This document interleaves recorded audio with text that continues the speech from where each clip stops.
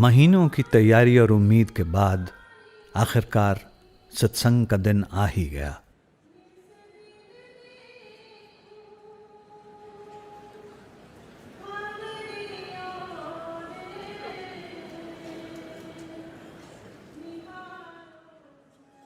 Hall के अंदर सेवादार संगत का स्वागत करते हैं और ये ध्यान रखते हैं कि संगत आराम से बैठ सके।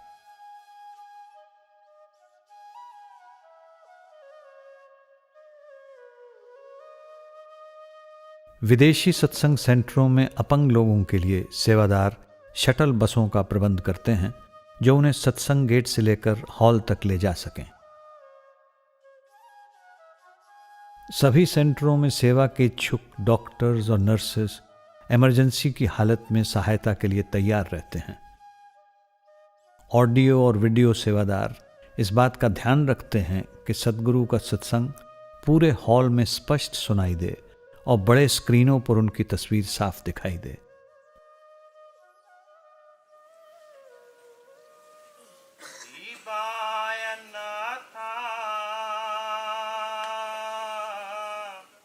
शब्द गाने वाले सेवादार हॉल में एक शांत और भक्ति भाव से पूर्ण माहौल तैयार करते हैं। आवो सजना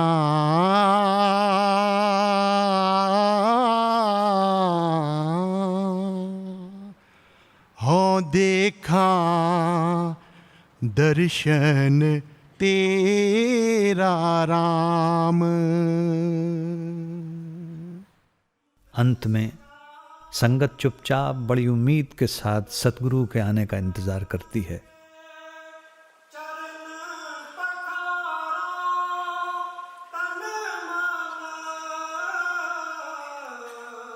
स्टेज पर उनका आना एक खुशगवार पल है जो सतगुरु और उनकी संगत के लिए बेहद निजी पल है।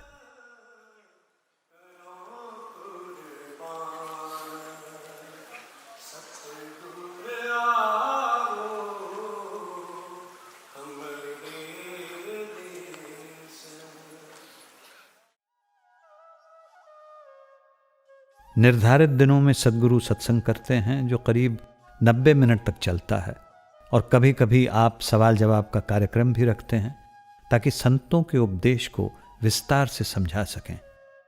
अक्सर आपके उत्तर हास्य से भरपूर होते हैं जिन्हें सुनकर संगत हंस हंस कर लोटपोट हो जाती है और माहौल खुशी से भर जाता है। आपकी मौजूदगी में दुनिया और उसकी तमाम परेशानियां मानो खत्म हो जाती हैं।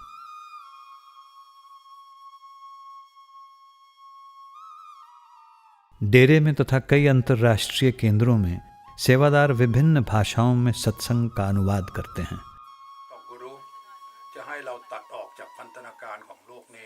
Su principio empezó por el Sadguru, por el maestro, por eso quiero sacrificar। कुछ केंद्रों में कम सुनने वाले लोगों के लिए एक खास स्थान निर्धारित किया जाता है।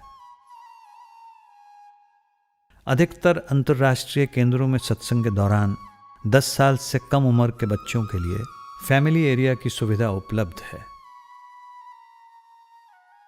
हालांकि हर बच्चे के साथ उनके माता पिता या कोई जानने वाले होते हैं, फिर भी एक सुरक्षित माहौल बनाए रखने के लिए सेवादार मौजूद होते हैं। ज़्यादातर केंद्रों में सतगुरु के सत्संग की लाइव ऑडियो स्ट्रीमिंग उपलब्ध होती है जिसे माता पिता और गार्जियंस हेडसेट्स द्वारा सुन सकते हैं। बच्चों के मनोरंजन के लिए सेवादार कई साधन भी उपलब्ध कराते हैं।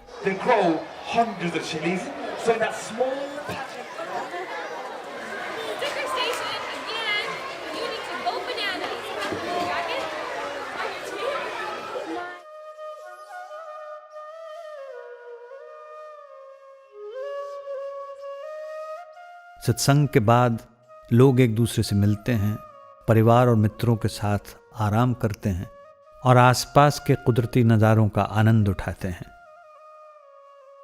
जो लोग संत मत के रहन सहन के बारे में जानने में दिलचस्पी रखते हैं, उनके लिए किताबें, ऑडियो सीडीज और वीडियोस रियायती दाम पर उपलब्ध हैं। जिनको किसी भी प्रकार की सहायता की ज़रूरत हो, वे आसानी से सूचना विभाग से संपर्क कर सकते हैं। कई अंतर्राष्ट्रीय केंद्रों में निर्धारित सत्संग के दौरान संगत की सुविधा के लिए पैक्ड लंचेस रियायती दाम पर उपलब्ध हैं। सेवादार सुबह 4 बजे से ये खाना बनाना शुरू कर देते हैं। पैक्ड लंच में दिए जाने वाले इन रैप्स को पहले डीफ्रॉस्ट किया जाता है और फिर इन्हें ओवन में गर्म किया जाता है ताकि सत्संग के तुरंत बाद संगत को ये गर्मा गर्म रैप्स खाने के लिए मिलें। हेन्स पार्क में संगत के लिए रोजाना लगभग 15,000 पैक्ड लंच तैयार किए जाते हैं। सेवादारों के लिए दिन भर पौष्टिक भोजन उपलब्ध कराया जाता है।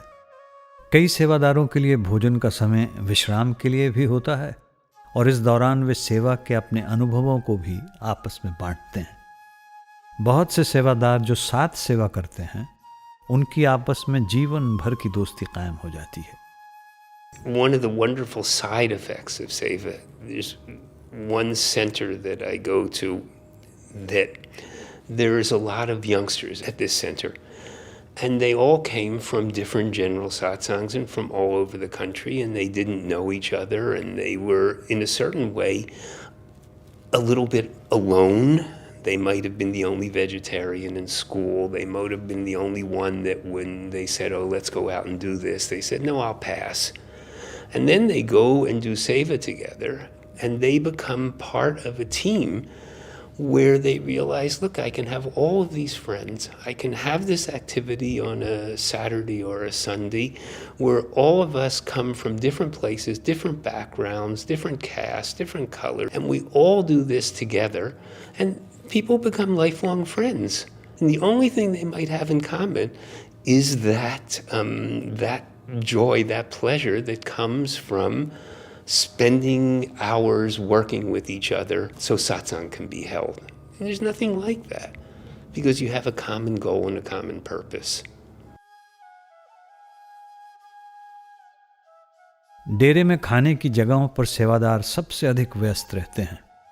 लंगर में सेवादार लगातार दिन और रात चूल्हों में ईंधन डालते रहते हैं क्योंकि दोपहर का खाना, रात का भोजन, सुबह शाम का नाश्ता और हजारों की तादाद में रोटियां बनाई जाती हैं, चाय बनाई जाती है और बर्तन साफ किए जाते हैं।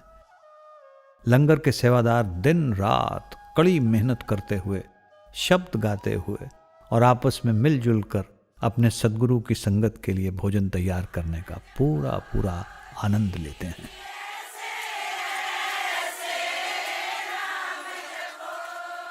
एक बार शाम की मीटिंग में एक महिला ने सद्गुरु से कहा कि कई बार ये देखा गया है कि सेवादार देर रात तक जागते रहते हैं, कठिन परिस्थितियों में काम करते हैं और उन्हें असुविधा भी होती है।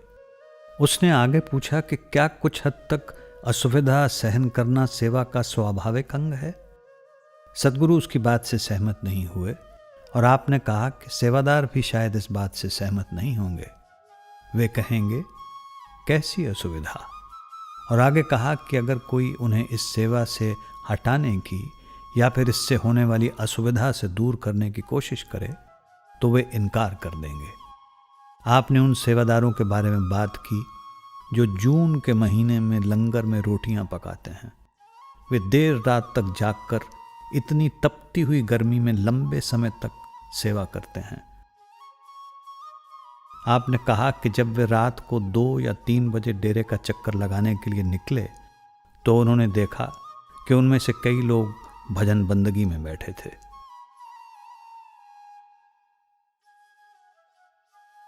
सेवा की एक सबसे बड़ी भेंट यह है कि हम इसमें इतने लीन हो जाते हैं कि अपने आप को पूरी तरह से भूल जाते हैं।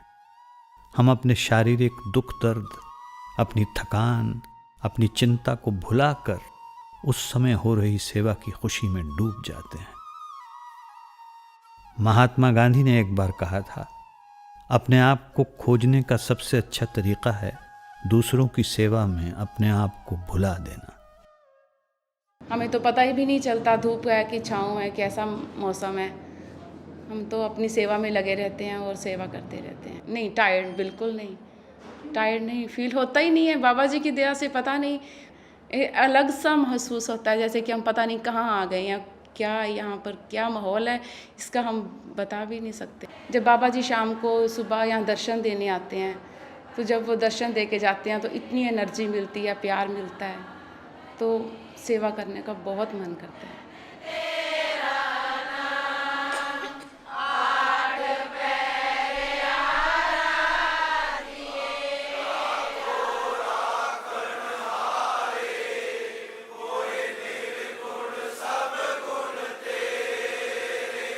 ਸੇਵਾ ਇੱਕ ਇਹੋ ਜਿਹੀ ਚੀਜ਼ ਹੈ ਜਿਹਦੇ ਨਾਲ ਅਸੀਂ ਸਾਡਾ ਤਨ ਮਨ ਠੰਡਾ ਹੋ ਜਾਂਦਾ ਹੈ, ਜਿਹਦੇ ਨਾਲ ਕਰਨ ਦੇ ਨਾਲ ਸਾਨੂੰ ਬਾਬਾ ਜੀ ਦੀ ਜਿਹੜੀ ਖੁਸ਼ੀ ਮਿਲਦੀ ਹੈ ਉਹ ਅਸੀਂ ਬਿਆਨ ਹੀ ਨਹੀਂ ਇਸ ਚੀਜ਼ ਨੂੰ ਕਰ ਸਕਦੇ। ਬਾਬਾ ਜੀ ਨੂੰ ਉਹ ਇੱਕ ਚੀਜ਼ ਹੀ ਚੰਗੀ ਲੱਗਦੀ ਹੈ, ਨਿਮਰਤਾ ਤੇ ਡਿਸਪਲਿਨ। ਅਸੀਂ ਸੇਵਾ ਤੇ ਆ ਕੇ ਸਾਨੂੰ ਇਹੀ ਚੀਜ਼ ਸਿਖਾਈ ਜਾਂਦੀ ਹੈ ਵੀ ਸੇਵਾ ਕਿਵੇਂ ਕਰਨੀ ਹੈ, ਸੇਵਾ ਦੇ ਵਿੱਚ ਰਹਿ ਕੇ ਨਿਮਰਤਾ ਕਿਵੇਂ ਪੈਦਾ ਕਰਨੀ, ਕਿਵੇਂ ਕਿਸੇ ਦੇ ਨਾਲ ਬੋਲਣਾ ਹੈ, ਆਪ ਤੋਂ ਵੱਡੇ ਦੇ ਨਾਲ ਤੇ ਆਪ ਤੋਂ ਛੋਟੇ ਦੇ ਨਾਲ। कुछ लोग शायद पूछ सकते हैं कि सेवा करने के लिए इतनी कड़ी लगन, ऐसी अपार शक्ति कहाँ से आती है? Actually, everything comes from him. He gives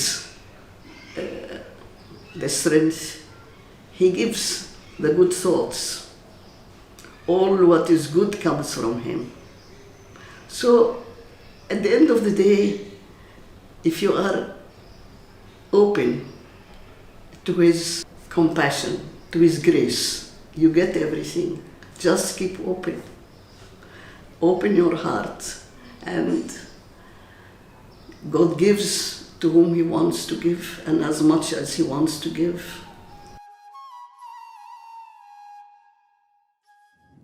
There is an anecdote that comes to mind of Hazur Maharaji during the time of the eye camp. And he brought Dr. Power to the evening meeting with the Westerners. And he introduced Dr. Power. He sat him next to him. He said, all are quite familiar with Dr. Power's name. He is associated with our eye camp right from the inception. He is dedicated to the cause of eliminating blindness. He is well-known eye surgeon. Nobody can doubt that. Over and above, he is very humble. He is very lovable and a kind person. He is unconscious of his greatness. I have nothing else to say. that was a beautiful moment in the life of a Sevadar that had given everything, completely forgotten what he was about. And the Master saying he is not even conscious of the greatness of his service.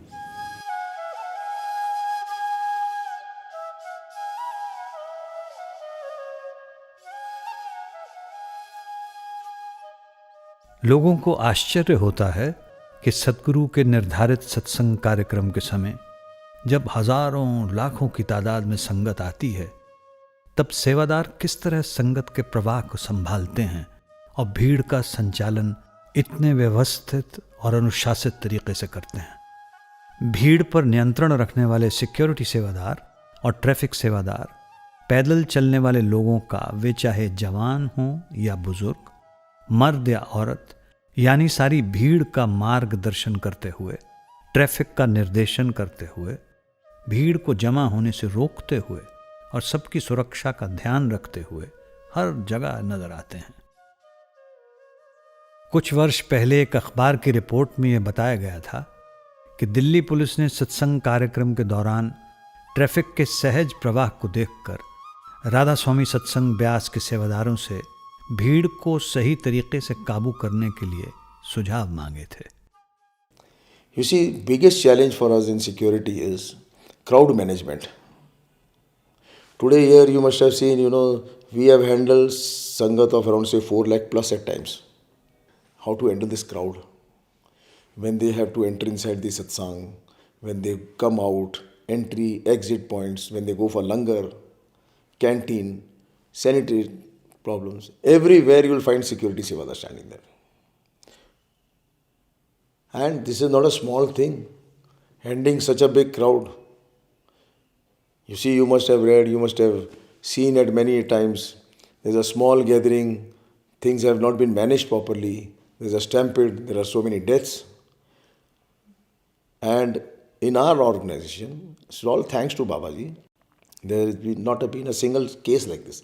Well, at least in my career of so many years, last 55 years, 60 years about, I have never seen any such a case.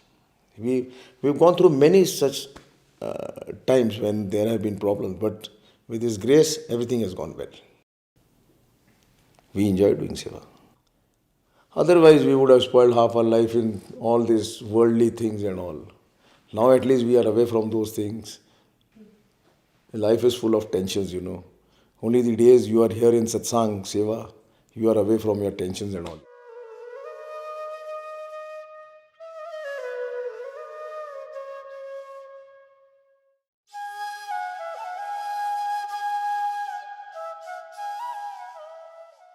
जब यहाँ आने वाली संगत की संख्या 5 लाख के करीब हो जाती है, तब सफाई और स्वच्छता बेहद ज़रूरी होती है। सुबह 4 बजे से लेकर सेवादार बड़ी ही सावधानी से डेरे को साफ सुथरा रखते हैं और ध्यान रखते हैं कि वहाँ के हजारों शौचालयों को नियमित रूप से स्वच्छ रखा जाए। My first visit in the sanitation department. When I just arrived, Master Ji asked Dr. Goel and Mr. Krishan to take me to the sheds where they were plastering the surface of the ground with cow dung. And first I didn't want to, but because I was assigned to go there, I went with these 2 people. The minute I landed near shed, there was such a strong smell of cow dung that I just wanted to run away. And these people realized that I was very uncomfortable, but they sort of asked me to move a little forward. I entered the sheds, combed my way through, and my life changed. I saw a definite pattern of movement. I saw everybody singing Shabads, smiling, knee-deep in cow dung. I was amazed. I felt embarrassed that look at these people. I mean, it was pure joy just doing that plastering of the ground. And I think I'll never forget that scene, and I'll never forget what Seva really means.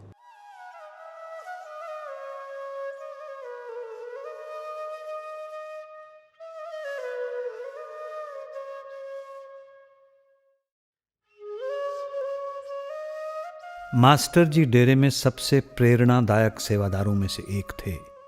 कई सालों तक sanitation department के head थे।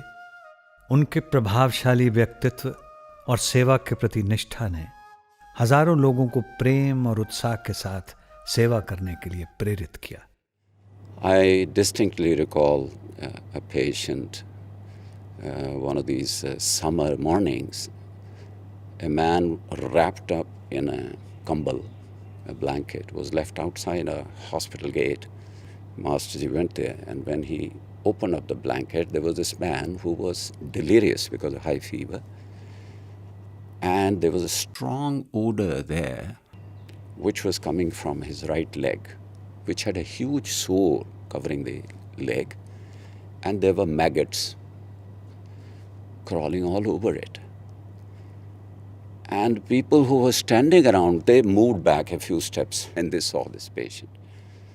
But Master Puran Singh just picked him up like that, with great care, love, affection, holding him next to his chest, and brought him into the hospital, where we cleaned up that wound with Sevlon, removed the maggots.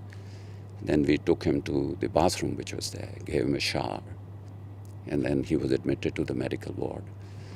And a few days later, his fever came down, and his maggots disappeared, and his wound started healing.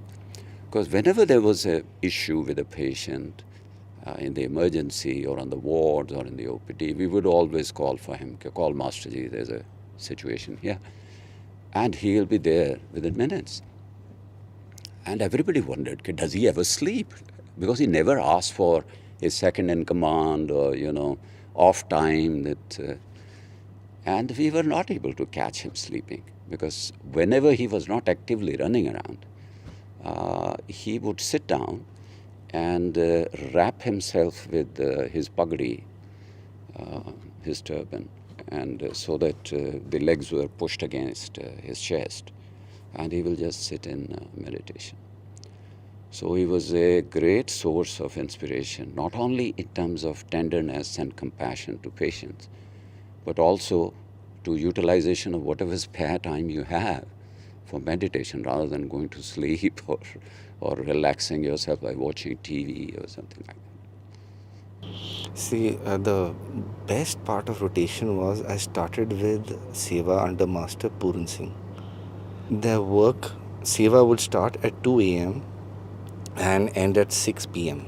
And they were all never out of energy and full of mud. And the amount of effort they put in and whatever I saw was amazing.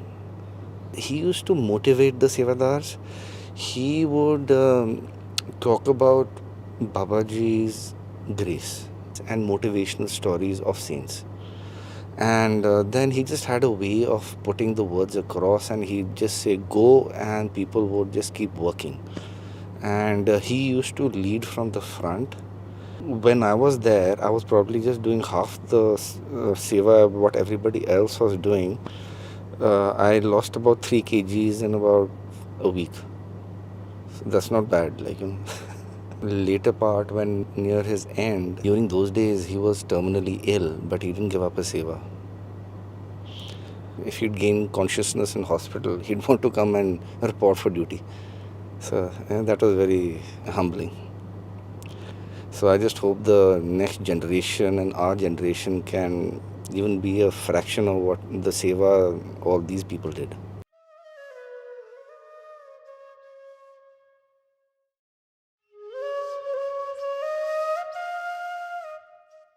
Look सेवा डेरे में शारीरिक तौर पर की जाने वाली सबसे कड़ी सेवाओं में से एक है। साल में सबसे ज्यादा गर्मियों के महीनों में जब तापमान 48 डिग्री सेल्सियस तक हो जाता है, तब हजारों जत्था सेवादार मिलकर सड़कों का निर्माण और उनकी मरम्मत करने में मदद करते हैं।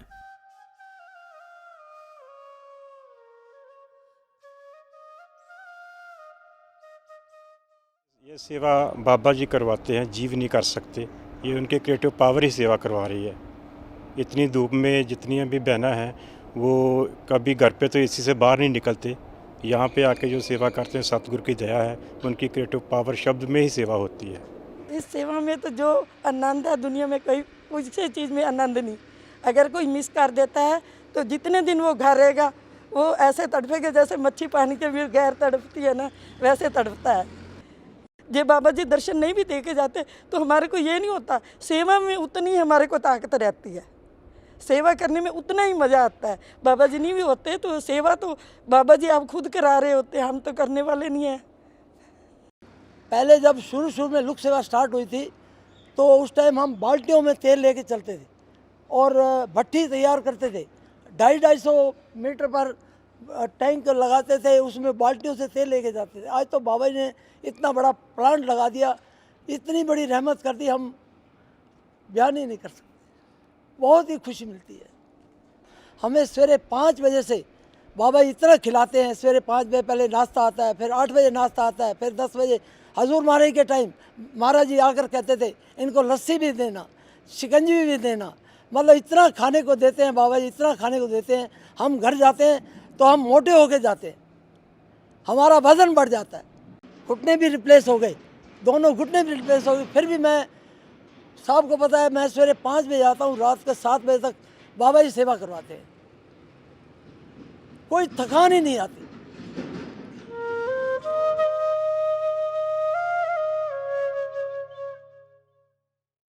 They are really very helpful and very willing workers. It is just to see to believe how they feed so many people and how they toil and work day and night and without any obligation to anybody. I even don't know who works and where they work and when they work. They just come, take their duties and do their work, pack up things, lock them, and then go back to their homes and come again next satsang. So it's really amazing the spirit with which they work.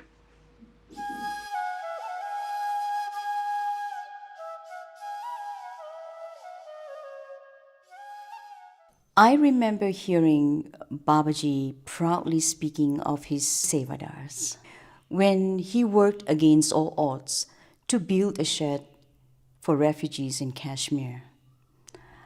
I still remember his face when he proudly put his hand to his heart and addressed them as my Sevadars. You could see how moved he was by this act of love.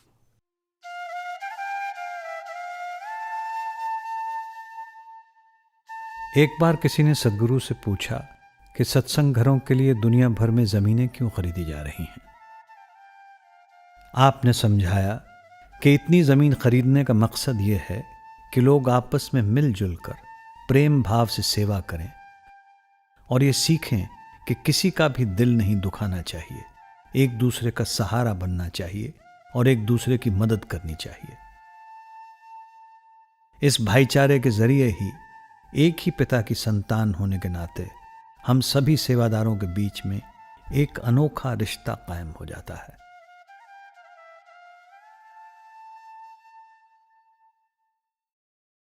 When Babaji came here to tell us that we had successfully negotiated for this property, for this study center, he said, "You're not building a building, you're building a community." And we experience that community with one another by doing seva and with one another as sevadars. It's not always easy.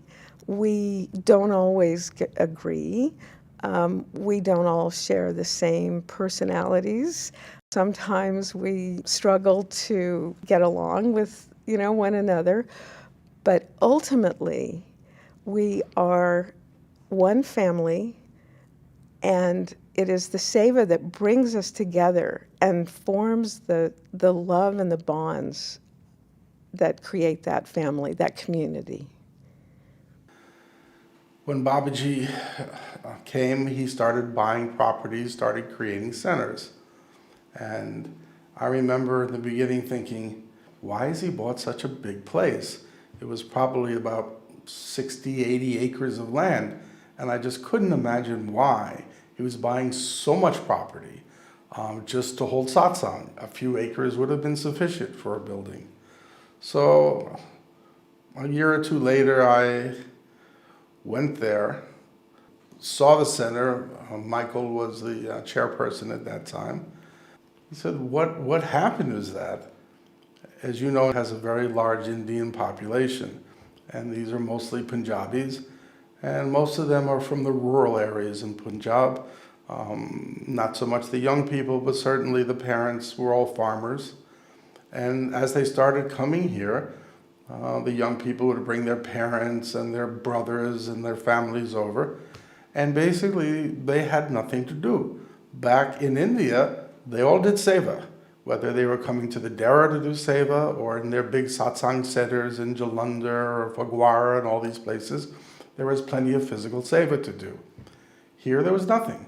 And if they were not able to do seva, they felt like an arm was missing. Something was missing from their samadhi experience. So he said what happened is we started doing vegetable farming and everything out here and leveling the land and stuff. And all of these young people, as well as their parents, would start coming out. And when they first started coming, they were all pretty bent over and tired. They'd been sitting in apartments and houses for several years.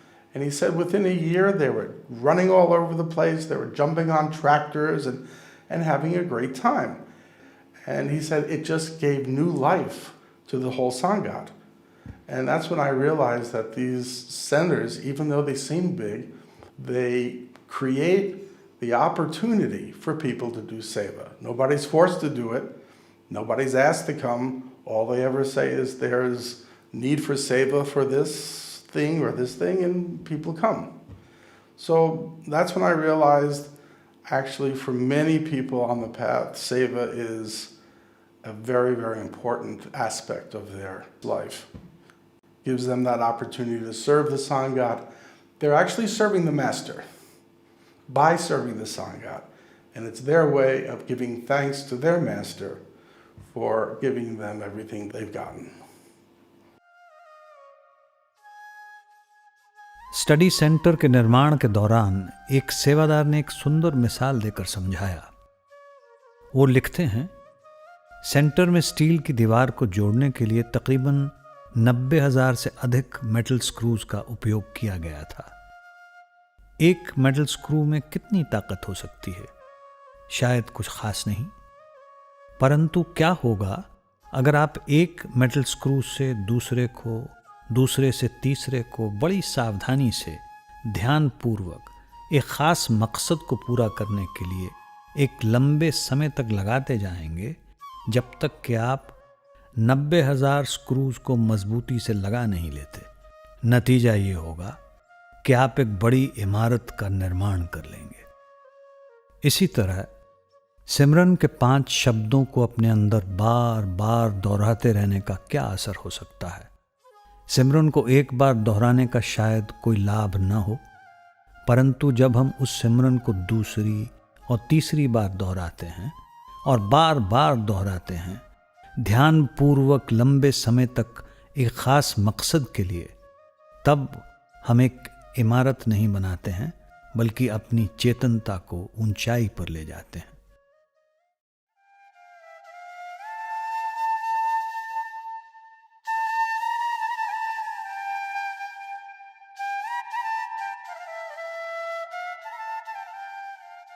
आध्यात्मिक मार्ग पर अपने लक्ष्य को पाने के लिए लगातार कोशिश करते रहना एक ज़रूरी गुण है। सेवा से शिष्य को ये सीख मिलती है कि लगातार कोशिश करते रहने से सफलता ज़रूर हासिल होगी। सेवा में सबको चुनौतियों का सामना करना पड़ता है। जब हमारे सब्र का इम्तिहान लिया जाता है और सेवा को छोड़ देना ही आसान लगता है, इन परिस्थितियों में ही शिष्य हार न मानना सीखता है। तभी हमारे अंदर आत्मबल पैदा होता है और हम आसानी से हार नहीं मानते। इसलिए संत कहते हैं कि हम सबको सेवा की जरूरत है, और इसलिए लोग इसे अपना सौभाग्य मानते हैं कि उन्हें सेवा करने का मौका मिला है।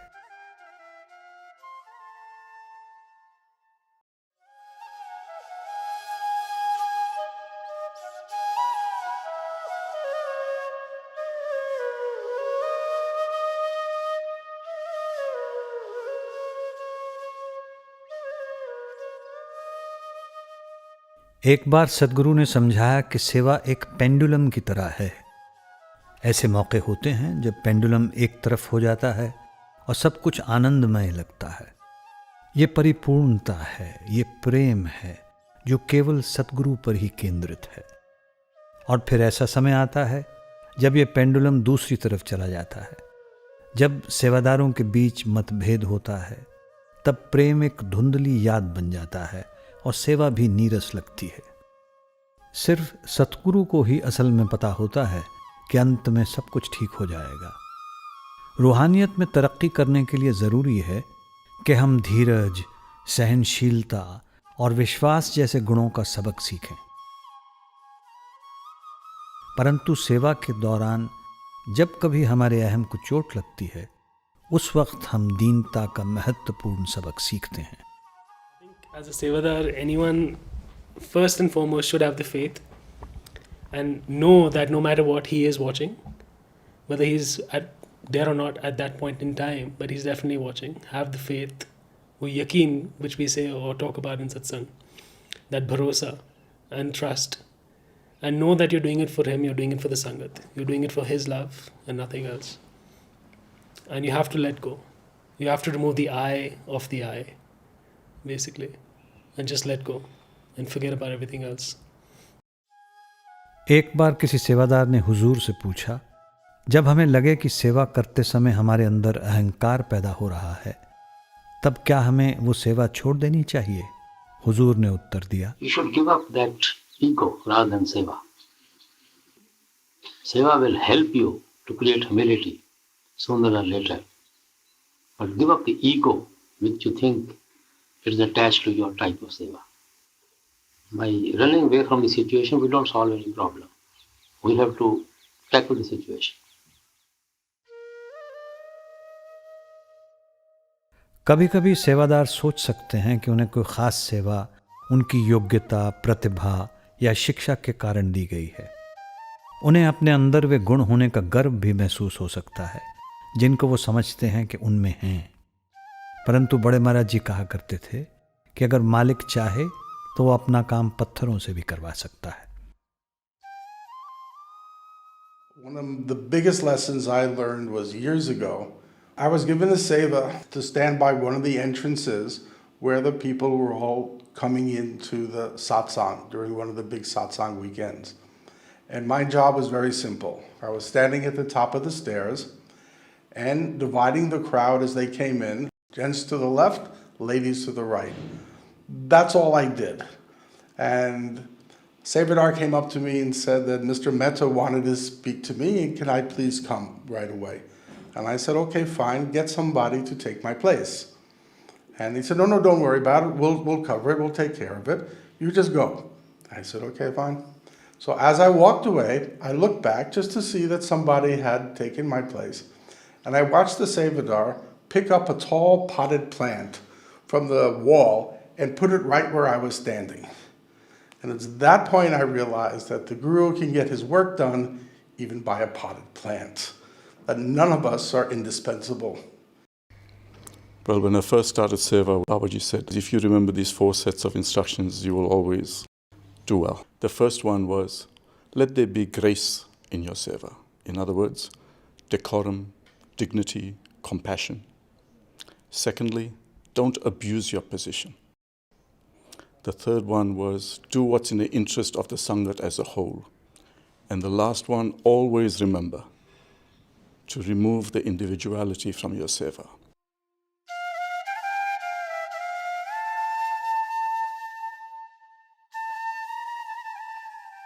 जब कोई नम्रता पूर्वक सेवा करता है तब वो जान लेता है कि असल में सब कुछ करने कराने वाला मालिक है। हम तो महज उनके हाथों की कठपुतलियां हैं।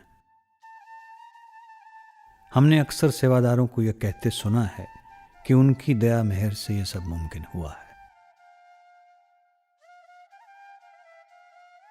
Every sevadar of every department feels that he has come and done the seva through us. We have to put in our effort, we have to practice, but at that moment when you're on the hot seat, whether it's singing or translation or construction or publications, a word will be thrown into your mind when you need it, or the note will come to you when you can't find it. And we know it's him. We know it's him. He worships himself through us. I've come to understand that only through Seva, because I haven't reached the meditation part yet. But Seva, he's allowed us to see that he comes and he is the master of his own show.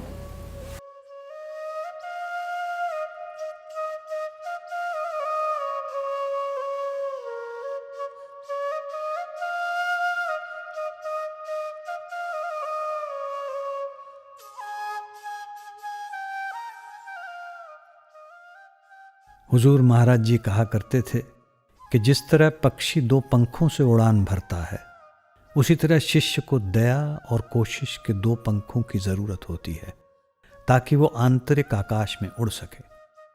सेवा में भी दया और कोशिश करने की यह दिव्य विधि लागू होती है।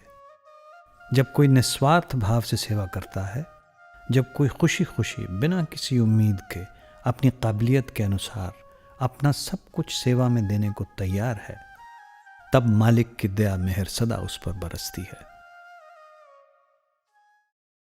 We met Babaji for his blessings on 8 February 1998 at Ahmedabad.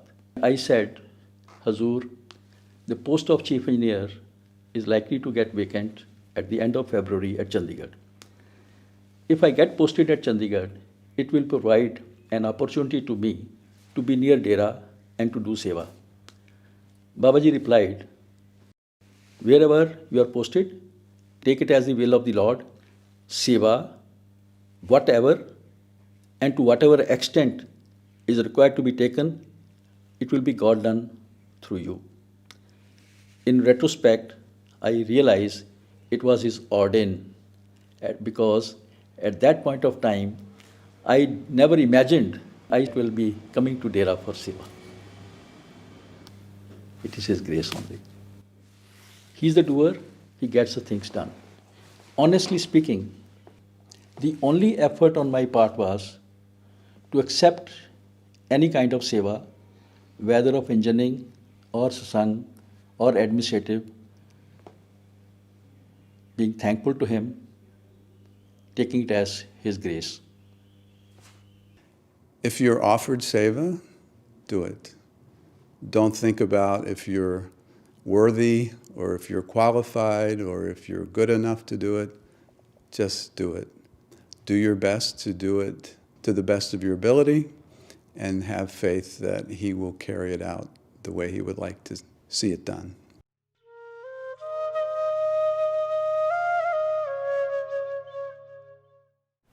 It is by His grace we get an opportunity to do any seva of anybody. Everybody can't get the opportunity of doing seva, I would say. It is entirely His grace that we are capable and we get an opportunity to do seva. Many people may be wanting it, may be anxious to do it, they never get an opportunity to do it. Their circumstances don't permit them, their environment's atmosphere doesn't permit them, their family commitments don't permit them. So it's by His grace that we get this opportunity, I would say.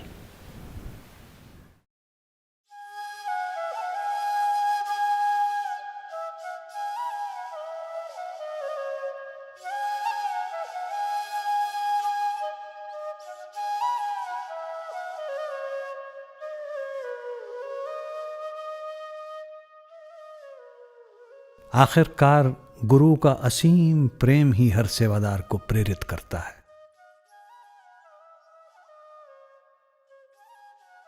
जो अपने आप को जितना ज्यादा सेवा में समर्पित करता है, वो उतना ही प्रेम पाता है। I think for me, my master is the best example. When he went ahead to help the needy people in Gujarat,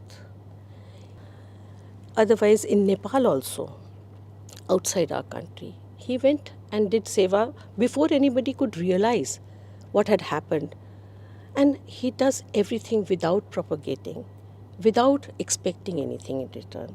So I think that's my motivational force. Motivation, basically, I would say it was the love of Maharaji. He was pure love. We miss him today because of his love, which was overflowing. A love of the master cannot be explained. I was 26 years old when I heard that they needed a landscape architect for Hazur Maharaji's hospital in Beas. So I wrote a letter saying, I know that, seva takes a lot of effort, but I'm willing to do whatever it takes to do this seva. And the next thing I know, I was at Dera for 7 months, 1983 to 1984. I just graduated from design school, so I was full of all these ideals. And all the gentlemen I was working with were all retired Army and railroad, and they wanted to make everything straight. And I wanted to curve all the roads around the trees and everything and make it very, organic. So I explained this to Maharaji, and he said, yes, this is good because not a single tree should be removed more than is necessary, because it is with great difficulty that we grow the trees. Of course, Maharaji left in 1990, and I thought, wow, this is the end. 1995, I got invited by Dr. Templer again, who was been the architect for the hospital, to help with the design of the site plan for Fayetteville. And we had done this plan, and we met Babaji in Hawaii. And we were sitting in a hotel room, and I was sitting next to him like this, and I laid out the drawing, and he goes, "Oh, so many trees." He turned to me, Babaji said, "Not a single tree should be removed more than is necessary, because it is with great difficulty that we grow the trees." I just looked at him and I said, "You remind me of Hazur when you say that." So that was pretty profound Seva experience.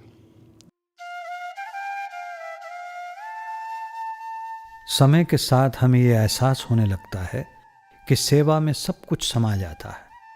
सेवा जीवन जीने का एक ऐसा ढंग बन जाती है, अंत में जीवन का सहारा बन जाती है।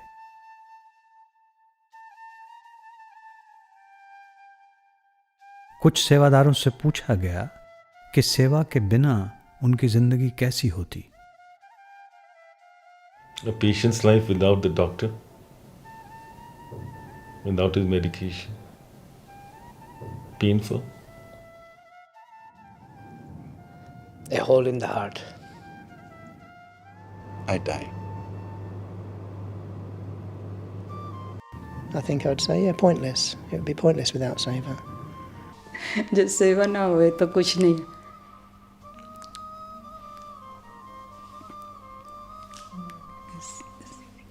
सेवा तो बिना कुछ नहीं जिंदगी। हुजूर महाराज जी अक्सर कहा करते थे कि भाग्यशाली हैं वो जीव जिन्हें औरों की सेवा करने का मौका मिलता है। जब भी कोई हुजूर का शुक्रिया अदा करता और कहता कि आप इतने मेहरबान हैं, तो आप बड़े प्यार से कहते, This institution belongs to all of you. Every center belongs to Satsangi. And Sevadar of every center is happy and take it as a privilege to serve the Sangat. It may be anywhere, maybe in your country, maybe in this country, it's immaterial. Because Babaji Maharaj and the great master laid the foundation of Santmat on love and devotion, on service, on humility, on bhajan and simran. And all those high traditions are growing. And I am glad to see it's growing. So it belongs to, all these institutions belongs to every satsangi, every one of you. You are part and parcel of all this.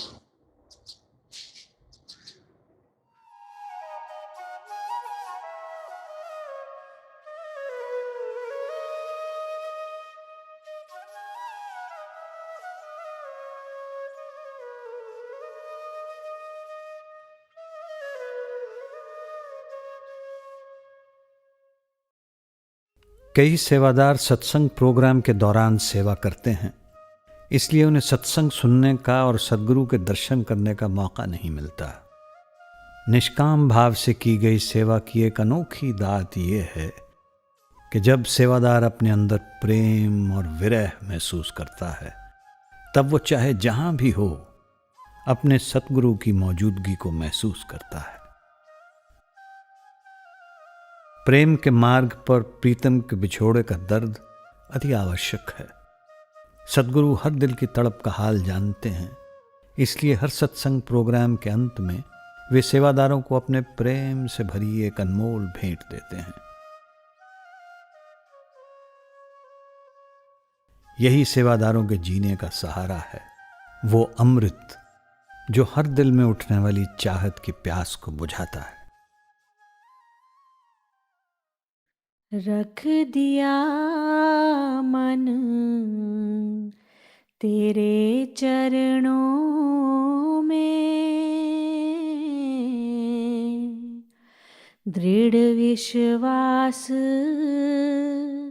अब तुझ पर मेरा, चिंता नहीं रही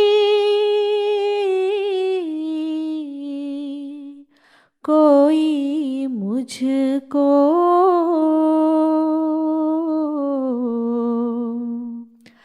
पक्का निश्चय है ये मेरा। चाहे तारे चाहे डुबो दे, सदा कहा मानूंगा तेरा। मांगू ना मैं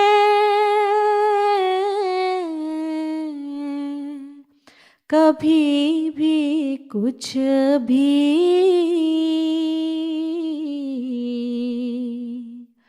कृपा दान यह दे मुझको। अगर नहीं तो क्या करूं सेवा,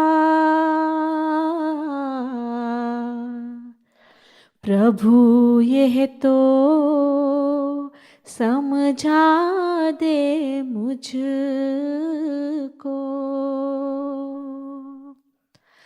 करूं मैं कुछ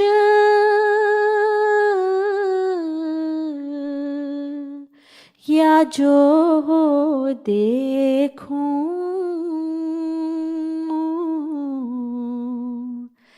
तू का कहे ये बता दे मुझको। रख दिया मन तेरे चरणों में, दृढ़ विश्वास अब तुझ पर मेरा। दृढ़ विश्वास अब तुझ पर मेरा।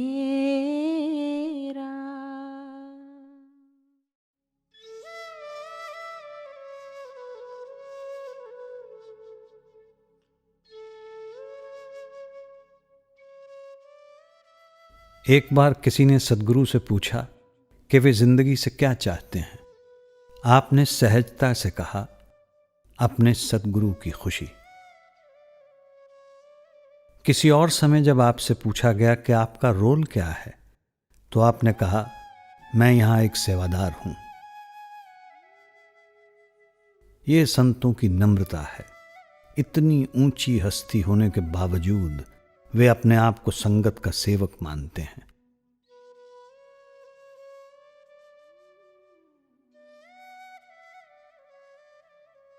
हुजूर महाराज जी ने एक बार कहा था, मैं परमात्मा का दास हूं और परमात्मा हर एक के अंदर है।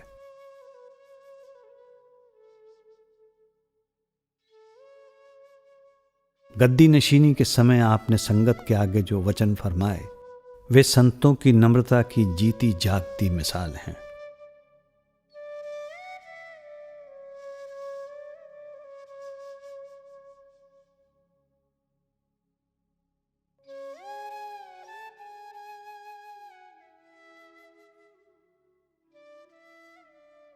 हुजूर महाराज जी के प्रति मेरा प्यार, सरदार बहादुर जी का हुक्म और संगत का प्रेम मुझे मजबूर करता है कि डेरे की संगत की सेवा करने का जो हुक्म सरदार बहादुर जी मुझे दे गए हैं, उसका पालन करने की पूरी कोशिश करूं। लेकिन जब मैं अपने आप पर और अपनी कमज़ोरियों पर नज़र डालता हूं, तो मन में संकोच होता है कि क्या मैं इतनी ऊंची जिम्मेदारी निभाने के काबिल हूं भी या नहीं। हुजूर महाराज जी के प्रति संगत के विश्वास और प्रेम से मजबूर होकर मैंने अपने आप को संगत के हवाले कर दिया है।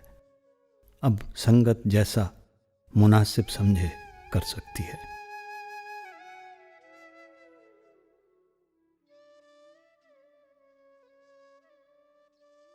एक बार इंदौर में महाराज जी ने एक ही दिन में नामदान के 3 सेशंस रखे और आखिरकार आपने रात को 11 बजे खाना खाया। उसके बाद आप रेलगाड़ी से दिल्ली के लिए रवाना हो गए। रात भर सफ़र किया ताकि अगले दिन आप दिल्ली में सत्संग दे सकें। फिर दिल्ली से आप ब्यास के लिए रवाना हो गए ताकि आप भंडारे के लिए समय पर पहुंच सकें। महाराज जी को संगत की जो परवाह थी उसकी कोई सीमा नहीं थी।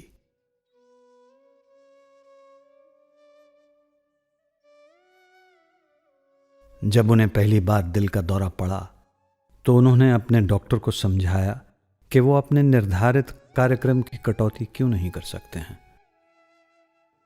आपने कहा, डॉक्टर साहब, जब मछुआरा मछलियों को अपने जाल में आकर्षित करने के लिए पानी में चारा फेंकता है और अगर उसके जाल में बहुत ज़्यादा मछलियां आ जाती हैं तो वो ये कहकर जाल को खींचने से इनकार नहीं करता कि जाल बहुत भारी है।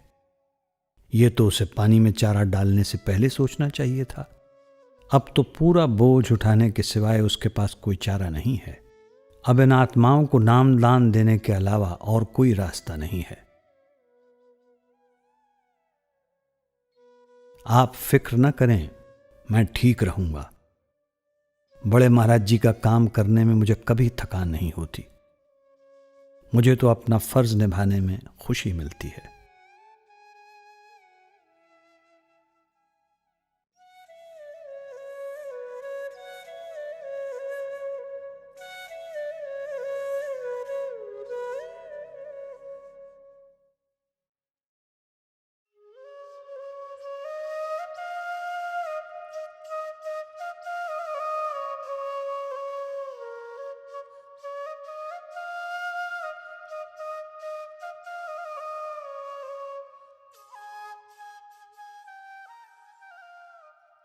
लगातार 40 वर्षों तक हुजूर महाराज जी ने दिलो जान से अपना जीवन अपने सद्गुरु की दी गई सेवा में अर्पित कर दिया। सारा क्योंकि अल्टीमेटली इससे मैं लंगर के अंदर ले लंगर का पल्ला लेवल है ना, वो भी देख लेना, शूट कर देगा। हाँ, तो उस आपने ऑफिस के आखिरी दिन मेज पर रखी अपनी डायरी में लिखा, अपने गुरु, अपने पूर्ण सद्गुरु की सेवा में।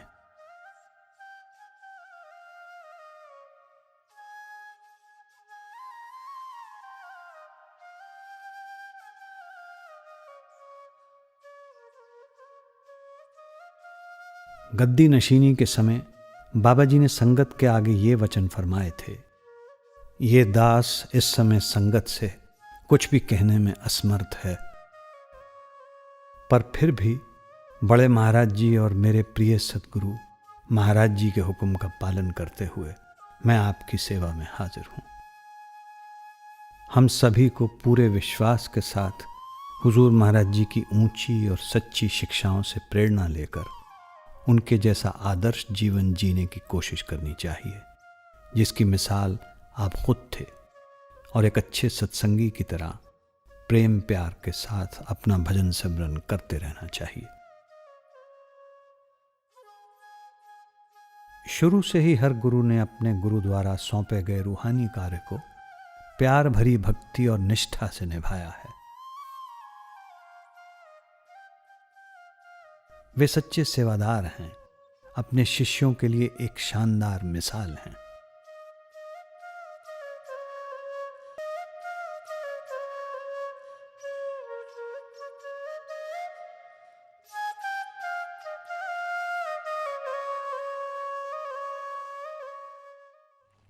I think all through his life, the Master has given his premiers to Seva, to Satsang, and to the Sangat. So if we can do anything on our part, is just give our best, put in our best foot forward, and have that faith that he will carry through. He will take you through whichever way it is. He's driving, he's flying you, he's holding you. That's it.